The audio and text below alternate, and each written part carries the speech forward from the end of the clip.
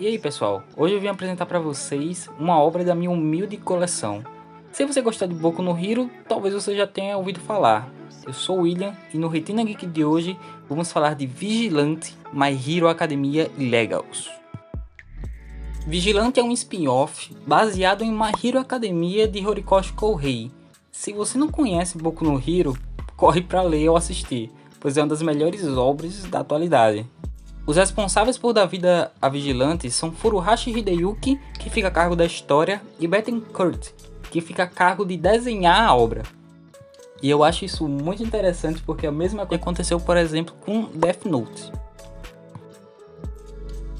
Acabei conhecendo Vigilante porque a editora JBC resolveu publicar ela aqui no Brasil, e entre salvas e ressalvas resolvi dar uma chance, e cá estou eu fazendo um vídeo dessa obra. Se você tiver interesse, eu vou deixar um link aqui na descrição, caso você queira adquirir a obra, e já vai deixando aquele like para não esquecer. Tô vendo, hein? Tanto My Hero Academia quanto Vigilante se passam no mesmo mundo. Então vamos falar um pouquinho disso logo pra gente ficar situado, tá? Eles se passam num mundo onde as pessoas começaram a ganhar poderes certo dia, e hoje em dia 80% da população possuem poderes.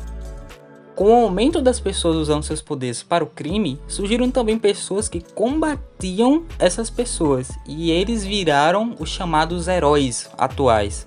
Ser herói é mais do que salvar as pessoas, se tornou uma profissão nesse mundo, onde inclusive você precisa se qualificar para atuar como herói, assim como seria um policial, um bombeiro, tanto no nosso mundo quanto no deles. Aqueles que não estão aptos perante a lei, mas agem fazendo justiça com as próprias mãos, são os chamados vigilantes. E para esse resumo se fechar com uma pequena sinopse, são os vigilantes que nós vamos acompanhar nessa história. Dito isso, é uma obra que eu tinha uma expectativa mista. Não colocava muita fé por não ser do mesmo autor de Boku no Hero, ou My Hero Academia, mas ao mesmo tempo esse nome Vigilante me evoca uma curiosidade gigantesca, porque eu sempre tive curiosidade de como seriam essas pessoas que tentam agir como heróis, mas não são. Já que nesse mundo você tem que ter meio que uma carteirinha de super-herói para poder atuar com isso, e se você usa seus poderes de forma irregular, vamos dizer assim, você é preso. Então como seriam essas pessoas que agem como heróis mesmo sem a permissão para isso? Eu esperava algo mais sério, talvez mais sombrio, como alguns sinopses por aí dizem, um outro lado do heroísmo, mas vou falar a vocês que no fim das contas não é nada disso. My Hero Academia, apesar de ser um shonen, é uma obra que tem uma certa profundidade no seu roteiro, mesmo que não se foque nisso. Ela te faz refletir sobre diversas coisas e trabalha isso com bastante excelência, como por exemplo o tema ser herói. Aqui nós temos uma obra muito mais voltada para a comédia e interação dos personagens. No segundo capítulo isso já fica bem claro. Nosso protagonista é o Koichi, um universitário que não conseguiu entrar no curso de heróis e usa suas incríveis habilidades de deslizar pelo chão e pela parede de uma forma sem igual, como por exemplo, catando lixo na rua, fornecendo informações e ajudando velhinhas a atravessar a rua. Não demora muito para ele conhecer um verdadeiro vigilante e lutar contra alguns vilões, que na maioria das vezes são algumas piadas, mas nem sempre é assim. Apesar da maior parte deles ser realmente voltada para a comédia, com certa frequência eles enfrentam alguns vilões mais sérios, que trazem uma carga dramática para a obra, mas que para mim geralmente não se equipara ao tanto de comédia. Eu prefiro muito mais ler a parte divertida do que ler a parte de luta e que eles estão combatendo algum vilão.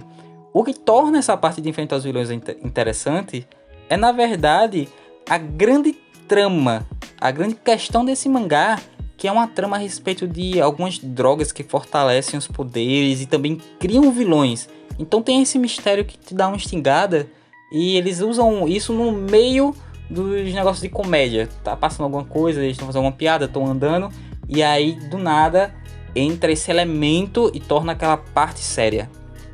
Mas definitivamente a parte mais legal de todas dessa obra é ver um lado dos heróis da série principal de um jeito que a gente nunca viu antes, e ver muito desses heróis agindo de fato. Como essa história se passa antes do início de My Hero Academia, nós vemos a atuação deles como heróis, porque muitos deles na série principal viraram professores, e apesar de defender os alunos e tudo mais, aqui eles estão atuando unicamente como heróis. E eles são a parte principal disso. Por exemplo, a gente vê eles fazendo reuniões e com roupas casuais, por exemplo, de folga, ou atuando como espiões, vamos dizer assim, né? Procurando informações, atuando contra vilões menores, ou vilões até que são perigosos, mas não são no nível de causar uma catástrofe, de destruir a cidade, ou sem precedentes, sabe? É algo que não nos é mostrado grandes eventos desse mundo. É o dia a dia dos heróis e também dos vigilantes que combatem todo tipo de problema.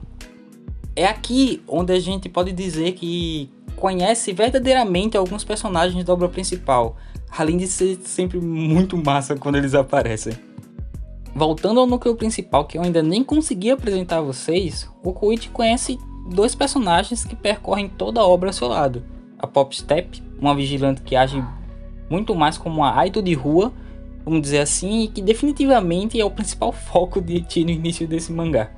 Contracapa do volume 1 que eu diga. Apesar dessa primeira impressão que o mangá nos passa, ela logo se prova como uma garota meiga e que admira o Koichi, a nossa famosa tsundere. Além dela, temos o Knuckle Duster, um homem muito forte e habilidoso que acaba se tornando um mestre do Koichi. Esse aqui é o único que dá pra chamar de vigilante raiz. O negócio dele é combater o crime e bater nos vilões.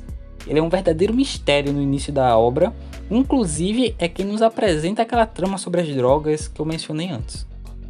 A relação desses três por si só foi o fator que me fez ficar na obra, antes dos elementos da série principal lá começarem a aparecer. Eles parecem uma família desajustada, o Koichi não tem moral nenhuma com eles, a Pop e o Knuckle, eles tomam a casa do Koichi como se fosse deles e é muito divertido de ver eles conversando. Obviamente eles sempre trombam com problemas e com os heróis da série principal e acabam se ajudando. Apesar de gostar, esse é outro ponto que eu demorei para me acostumar, porque assim, eles deviam ser fora da lei, os vigilantes, mas os heróis acabam sempre passando a mão na cabeça deles e eles atuam junto. Pelos spoilers das capas que vêm depois do volume que eu consegui ler, a história vai tomar um tom mais sério e um evento grande vai acontecer, mas assim, nesses 8 volumes a maior parte é só diversão. E é bem isso, uma obra definitivamente divertida, seja pelas piadas ou por ver novos lados dos personagens que a gente já conhece, ver como certas características dos personagens se formam, e a interação do Koichi e dos outros personagens dessa obra. É uma obra que eu não dava nem o valor do preço de capa e acabou sendo uma das coisas mais divertidas e gostosas de ler da minha coleção. Eu tô sempre ansioso pelo próximo volume, inclusive já tá na hora, né, JVC? Eu e o Jeff estamos sempre tentando trazer conteúdos diferentes para o canal, então se você curtiu, deixa o like para eu saber e trazer mais vídeos sobre a minha coleção e se inscreve para ver esse nosso laboratório. Tem algum spin-off que você curte? Comenta aí que eu tô sempre buscando novas obras para ler. Então, isso é tudo, pessoal. Valeu!